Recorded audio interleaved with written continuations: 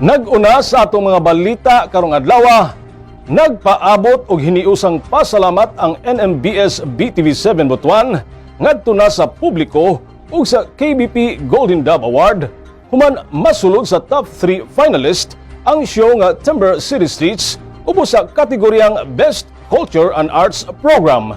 Ano report gikan ni LG Saludes.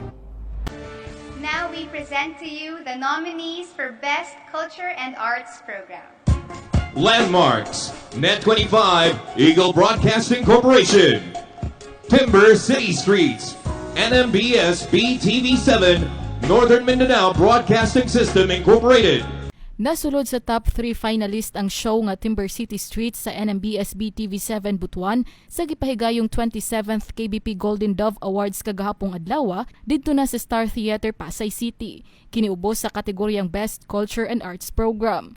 Tungod niini, mapasalamaton ang mga tawo luyo sa maong kalampusan. The whole NMBS are very proud and thankful that our show Timber City Streets was a finalist in last night's 27th Golden Dove Awards.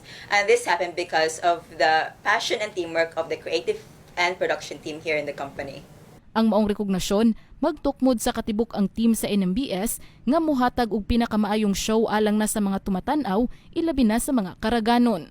Because of recognition, we are encouraged to make more quality programming for our viewers, and including this is to continue Timber City Streets. Ang Timber City Streets usa ka informative ug entertaining nga show kabahin na sa makasaysayanhong mga establishmento ug lugar dinhi sa syudad sa Butuan.